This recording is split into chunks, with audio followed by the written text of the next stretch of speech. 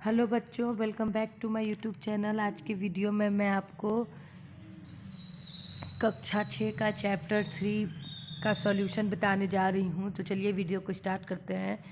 सबसे पहला क्वेश्चन है उच्चारणम कृत, अर्थात उच्चारण करना है। तो मैं पहले उच्चारण करती हूँ, आप पीछे पीछे से बोलिएगा। फलम, गृहम, पात्रम, पुष्पम, द्वारम, विमानम, कमलम, पुस्तकम, सूत्रम, छत्रम, भवनम और जलम। तो चलिए मैं आपको इसका वर्ड का मीनिंग भी बता देती हूँ। सबसे पहला है फलम अर्थात फल, गृहम घर, पात्रम बर्तन, पुष्पम फूल, द्वारम दरवाजा, विमानम हवाई जहाज, कमलम कमल, पुस्तकम पुस्तक, सूत्रम धागा, छत्रम छाता, भवनम मकान, जलम पानी। तो चलिए नेक्स्ट क्वेश्चन हम लोग करते हैं। आप इन सब का मीनिंग लिख लीजिएगा, मैंने बता दिया है। चित्राणि दृष्ट्वा पदानि उच्चार्यत। अब क्या करना है कि चित्रों को देख के पदों को उच्चारण करना है। सबसे पहला है पर्णम, पर्णम अर्थात पत्ता, क्रीडनकम अर्थात खिलौना, नारिकेलम अर्थात नारियल, संगणकम अर्थात कंप्यूटर, वातायनम अर्थात खिड़की, सोपानम अर्थात सीढ़ी, उद्यानम अर्थात बगीचा, उपनेत्रम अर्थात चश्मा, कंगतम अर्थात कंघी या कंघा। चलिए आगे। अब क्या करना है, वर्ण संयोजन कृत्वा पदम कोष्ठके लिखत। ये जो कोष्ठ खाली दिया हुआ है इसमें वर्ण का संयोजन करके आपको लिख देना है। तो चलिए पहले प हलंत अ है तो प र केवल आधा है क्योंकि उसमें हलंत लगा हुआ है, तो उसको न पे रेफ कर देंगे ऊपर में। न अ म पर्णम, ख जोड़ अ ख, न जोड़ ई नी, त जोड़ र जोड़ अ त्र और म खनित्रम। अब प जोड़ उ क्या हो जाएगा पू, र जोड़ आ रा, न जोड़ आ ना, न जोड़ ई नी पुराणानी, प जोड़ ओ पो, स जोड़ अ स, क जोड़ आ का, न जोड़ ई पोषकाणी, क जोड़ अ क, अंग में हलंत है तो वो उसके आगे अ नहीं है तो वो हलंत ही रहेगा। क जोड़ अ क, त जोड़ अ जोड़ म त म, तो क्या हो जाएगा कंक कंगकतम। चलिए आगे। अधोलिखिताना पदाना वर्ण विच्छेद कुरुत। अब वर्ण विच्छेद करना है। देखिए जहाँ आधा वर्ण है उसमें हलंत लगा के लिख देंगे और जहाँ पूरा है उसके अंत में अ लिख देंगे। तो चलिए लिखिए, बनाइए क्वेश्चंस।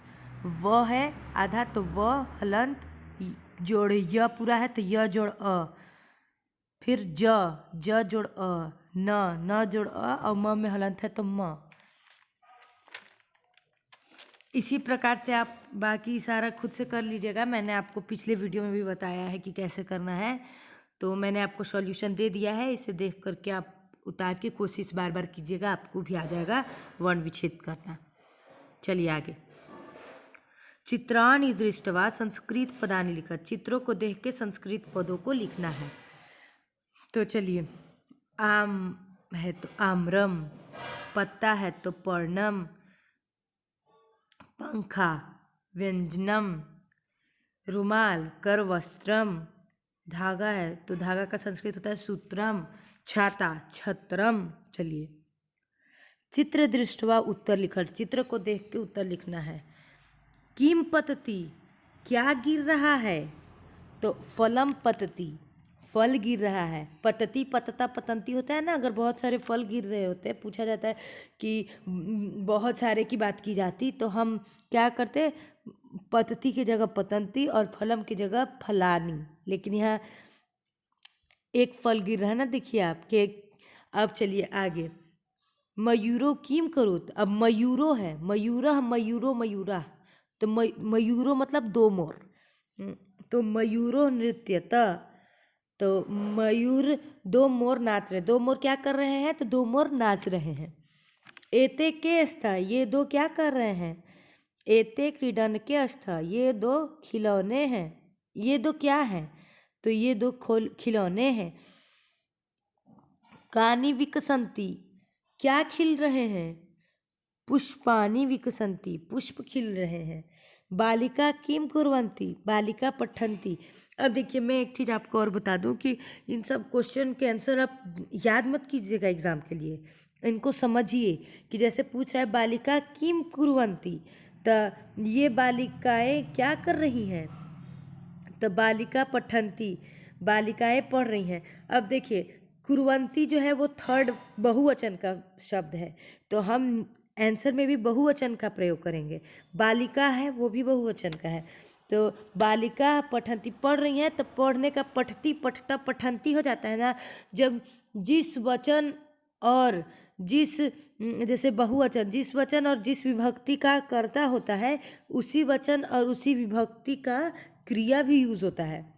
ऐसा नहीं ना बोलेंगे कि जैसे आपका नाम है, एक बच्चे ने बोला था कि मेरा नाम एग्जाम्पल में यूज़ कीजिएगा, कुछ यश राज कुछ नाम था, तो मान लीजिए हमको बोलना है कि यश राज आप पढ़ रहे हैं, तो ऐसा नहीं ना बोलेंगे कि यश राज आप बहुत सारे पढ़ रहे हैं, इस टाइप का तो हम नहीं बोलेंगे, क्योंकि अगर जिस वचन का क्रिया होता है कर्ता होता है उसी वचन की क्रिया यूज होती है, और जिस विभक्ति का कर्ता होता है उसी विभक्ति की क्रिया यूज होती है। तो चलिए, निर्देशानुसार वाक्यानि रचयत, निर्देश के अनुसार वाक्यों की रचना करनी है, ठीक है। चलिए, अब ये सब जिस भी मैं आपको दिए हुए हैं, वो जिस कोष्ठ में लिखा हुआ है कि बहुवचन में करना है, तो इसको बहुवचन में आपको कर देना है। तो चलिए, एतत् पतति, यह जो है वो एक वचन का वाक्य है, पतति पततः पतंती, तो इसको बहुवचन में करना है। तो एतत् का क्या हो जाता है, एतानी, एतत् एते एतानी, और पतति का होता है पतति पततः पतंती, तो बहुवचन में क्या हो जाएगा, एतानी पतंती। एते पढ़ने अस्तः, तो इसका बहुवचन में क्या हो जाएगा, एते क्या हो जाता है, एतानी, एतत् का शब्द रूप चलता है, पढ़ने का होता है तो पढ़नानी, और सतह, सतह जो है वो है का सेकंड फॉर्म होता है, अस्ति अस्तः संति, तो इसका क्या हो जाएगा, संति, तो एतानी पढ़नानी संति। मयूरः नृत्यति, तो मयूरः मयूरो मयूरा, बहुवचन में मयूरा हो जाएगा, और ये सब का आपको थोड़ा शब्द रूप ये सब याद कर लेना है। नृत्यति नृत्यता नृत्यंती, नृत्यंती, तो नृत्यंती हो जाएगा। एतानी या नानी, अब इसको द्विवचन में करना है, तो क्या हो जाएगा, एते, एतानी का द्विवचन वाला शब्द रूप आपको याद कीजिए, तो क्या हो जाएगा, एते और यानानी, याने। छात्रे लिखता, छात्रा लिखती लिखंती, अब देखिए छात्रे, छात्रे द्विवचन की बात की जा रही है, इसे बहुवचन में करना है, छात्रा छात्रो छात्रे छात्रा, तो क्या हो जाएगा, छात्रा लिखंती। नारिकेल पतती, तो इसका द्विवचन में क्या हो जाएगा, नारिकेले पततः, पतती पततः पतंती होता है ना। चलिए आगे, उचित पदानि संयोजन वाक्यानि रचयत, उचित पदों में आपको करके मतलब वाक्य सही सही बनाना है, ये शॉर्ट में आप समझ लीजिए, तो जो सही है उसको करके सही मिलान करके। तो कोकिले कुर्जतः पवन बहती, पवन बहती है। अब देखिए, आपको एक चीज़ जान लीजिए कि वर्ड मीनिंग का याद होना बहुत ज़रूरी है। अगर आपको वर्ड मीनिंग जैसे खगः का नहीं याद है, कोकिला मतलब कोयल, पुष्पम मतलब फूल, मयूरा मतलब मोर, ये सब अगर नहीं याद है तो आप ये सब क्वेश्चन खुद से सॉल्व नहीं कर पाएंगे। आपको इसको याद करना पड़ेगा, और याद करने पर आप अक्सर भूल जाएंगे। आपको एक चीज़ का ध्यान रखना है कि आप संस्कृत में वर्ड पावर बढ़ाइए, क्योंकि मैंने संस्कृत में बहुत सारे वर्ड मीनिंग का आपको वीडियो डाला है, तो आप जा करके देख लीजिएगा। अब देखिए, ये को सिंहा गर्जंती, शेर गरज रहा है, तो अब गर्जंती का आपको अर्थ पता होगा तब ना कि गरज रहा है, नहीं तो हम तो सिंह के साथ कुछ भी लगा सकते हैं। आपको शेर जो है गरजते हैं, इसलिए आपको गर्जंती, सिंहा, शेर, ये सब का वर्ड मीनिंग याद होना बहुत ज़रूरी है। तो चलिए मैं आपको बता देती हूँ, आप कर लीजिएगा और आप ज़रूर से ज़रूर वर्ड मीनिंग याद कीजिए संस्कृत का। पुष्पम विकसति, खगः उत्पत्ति, मयूरा नृत्यंती, बहुत सारे मयूर नाच रहे हैं, बहुत सारे मोर नाच रहे हैं।